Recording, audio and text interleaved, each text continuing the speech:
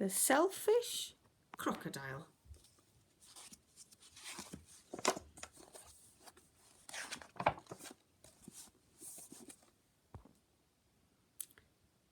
Deep in the forest, in a river, lived a large crocodile.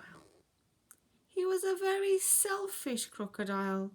He didn't want any other creature to drink or bathe in the river. He thought it was his river.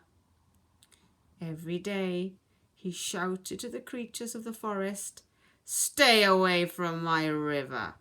It's my river. If you come in my river, I'll eat you all."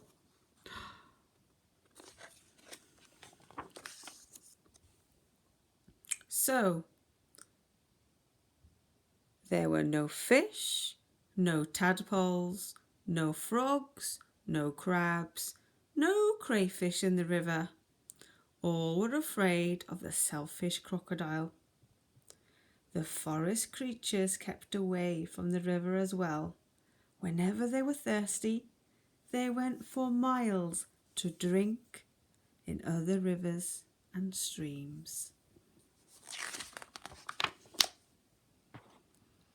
Every day, the crocodile lay on his great big back in the sun, picking his big, sharp teeth with a stick.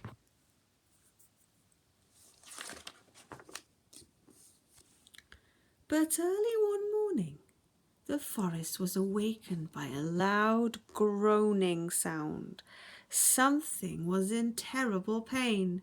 The creatures thought that it was an animal caught by the crocodile. Oh, oh! But as the sun came out brightly, they saw that it was the crocodile who was in pain.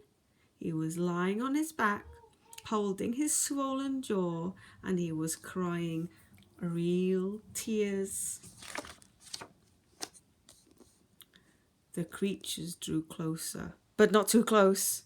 Some of the creatures felt sorry for the crocodile. "What's the matter with him?" asked a deer. "I don't know," said a squirrel. "Oh, maybe he's going to die," chirped a bird. "If that happens, it'll be safe to go in the river," grunted a wild pig. The animals thought about this. They hung from branches, they hung from vines, they buzzed in the air, and they shook their heads as they watched the great big crocodile in pain. No animal tried to help.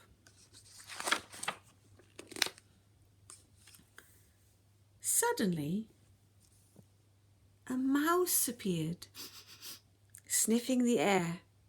He ran along the crocodile's tail, then onto his tummy. The other creature stared. "Look at that mouse," chattered a monkey. "He's either very brave or mad. He's going to be eaten for sure," said an iguana. The mouse crept along the crocodile's big neck and into his open mouth. There was a hush in the forest.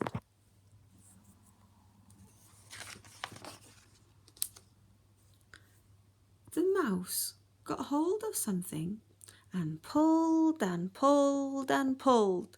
Then he put it on his shoulder and walked out of the crocodile's mouth. There was a loud cheer from the astonished creatures.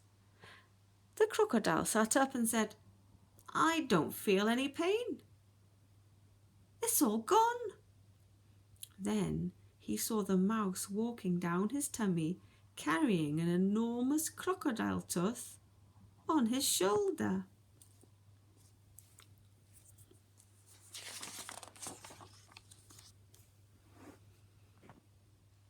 "Your bad tooth was giving you toothache," answered the mouse, turning around to face the now smiling crocodile. "Do you want it back?" No, "Get rid of it. And when you've done that, come back. I have a present for you." The mouse went and buried the bad tooth under a tree, and when he returned, the crocodile had a nice juicy nut waiting for him. As the crocodile watched the mouse eating the nut, he said to him, "You were very clever getting rid of my toothache, and kind too. I'm so grateful, but what shall I do if my toothache comes back?" "Don't worry, I'll help you take care of your teeth," answered the mouse, nibbling. Soon the crocodile and the mouse were best of friends. And one day the crocodile sent all the animals an invitation.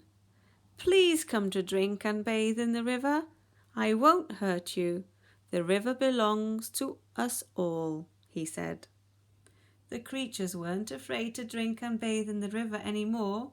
Although the crocodile was sometimes snappy, they grew to love him. And soon the river was full of fish and tadpoles and crabs and crayfish.